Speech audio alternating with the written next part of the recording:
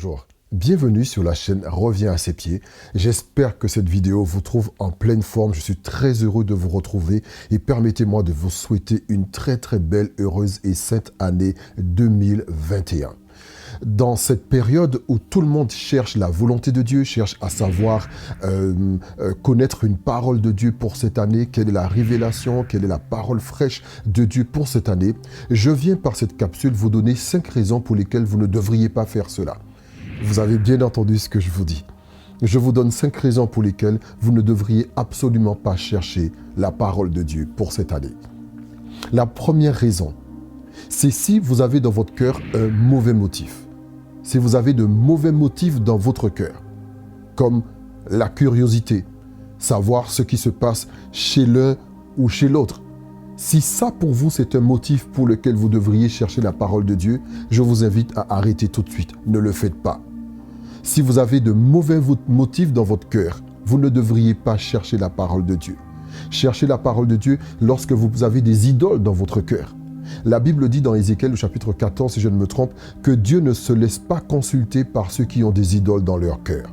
Si jamais vous avez des idoles dans votre cœur, n'essayez même pas d'aller consulter Dieu, parce que lui-même, il dit qu'il ne se laissera pas faire. Vous ne pourrez pas lui extirper les vers du nez, ô combien même vous restez de minuit à 6 heures du matin pour chercher sa volonté, il ne vous la donnera pas, tout simplement parce que vous venez à lui avec de mauvais motifs et avec des idoles dans votre cœur. Ne vous y trompez pas. Dieu sait ce qui se passe dans notre cœur. Et lorsque nous l'approchons avec des désirs qui sont impurs, des motifs qui sont impurs, des sujets de prière qui sont motivés par la jalousie, par l'envie, le Seigneur ne répondra pas. Donc, par cette capsule, je vous fais gagner du temps et je vous évite aussi la frustration. La deuxième raison, justement, pour laquelle vous ne devriez pas chercher la volonté de Dieu pour cette année 2020, cette année 2021, il faut s'y faire. Hein. Quand on est en janvier, c'est pas évident de s'adapter, mais ça viendra avec les jours. La deuxième raison, c'est la frustration. Si vous voulez vous prouver quelque chose, ou si vous sentez que vous avez quelque chose à prouver à votre entourage, n'allez pas chercher la volonté de Dieu.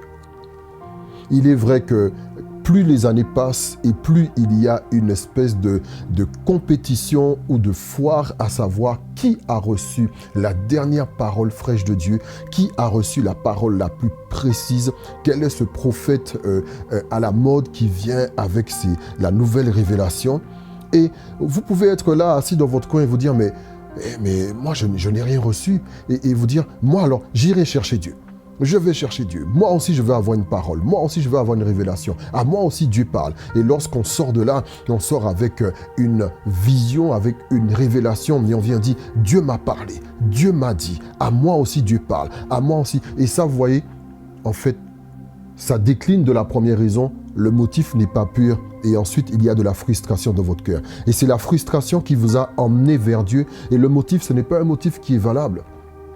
Il y a quelques années de cela, j'ai connu un homme qui il était dans le ministère, mais il n'avait pas d'assemblée.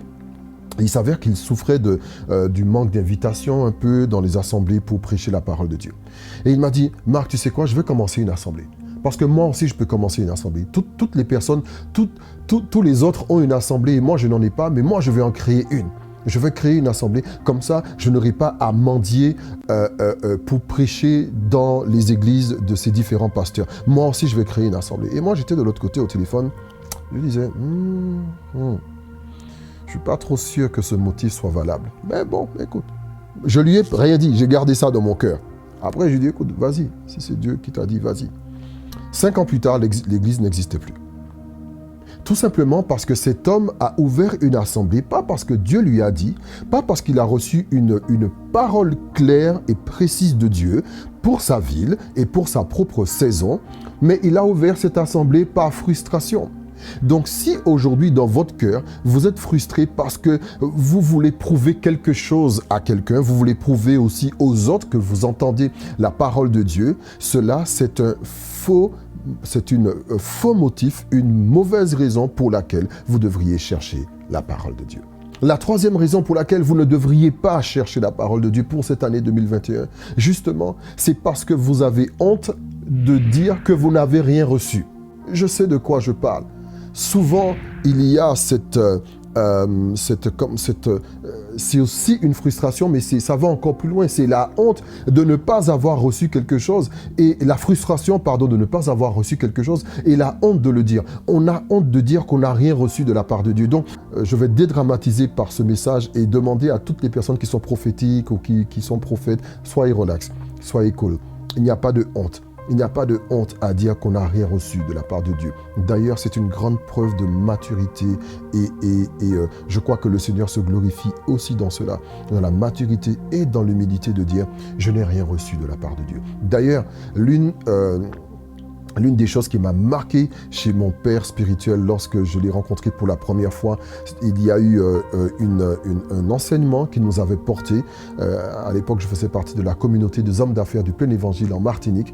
Et cet homme a donné une série d'enseignements. Et après l'enseignement, il y a eu une question-réponse, en fait, des questions-réponses. Et une personne lui a posé une question et il a répondu « je ne sais pas ». Waouh, vous ne pouvez pas savoir comment mon cœur était touché de voir l'humilité d'un homme qui nous avait porté des séries et des séries d'enseignements. On avait été vraiment gavé d'enseignements, rempli d'enseignements. On était à saturation. Et pour moi, il avait toute la connaissance sur le sujet. Mais lorsqu'on lui a posé une question précise, il a répondu tout simplement « je ne sais pas ». Et cela a touché mon cœur. Je me suis dit, waouh, et le Seigneur m'a parlé en me disant, va vers cet homme et il t'apprendra ainsi de suite tout ce dont tu dois savoir pour ton ministère.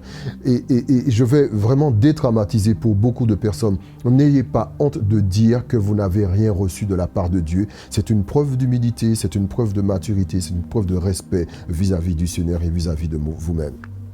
La quatrième raison pour laquelle vous ne devriez pas chercher la parole de Dieu, n'essayez même pas d'aller chercher la parole de Dieu cette année, c'est si vous avez la pression de vos pairs. Si vous avez une pression quelconque, une pression de votre entourage, une pression de vos pairs, qui, parce que vous êtes prophète ou parce que vous êtes dans le ministère prophétique, alors, est-ce que tu as reçu une parole? Alors, quelle est la parole de Dieu? Alors, qu'est-ce que Dieu dit? Alors, Et alors, vous avez la pression de partout. Et finalement, vous allez vers Dieu, vous dites, Seigneur, tout le monde me met la pression, donne-moi une parole pour que je puisse leur dire. Ce n'est pas un motif valable. N'allez même pas. Si vous avez la pression, le conseil que je vais vous donner, c'est fuyez cette pression. Allez vers Dieu pour rester dans le calme de sa présence, mais fuyez la pression.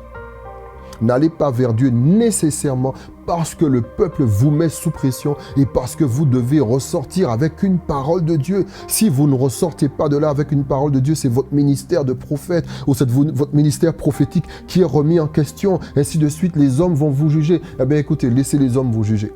Mais n'allez pas vers Dieu avec la pression, parce que ce n'est pas ce qui fera que Dieu libérera une parole dans votre vie pour le peuple en question.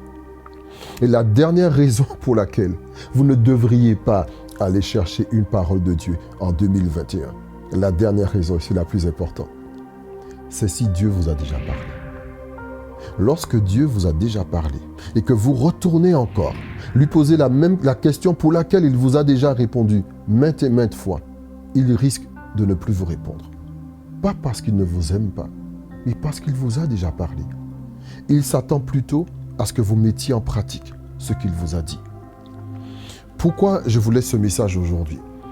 C'est parce que depuis bon nombre d'années, peut-être entre 5 ou 10 ans, il y a comme une foire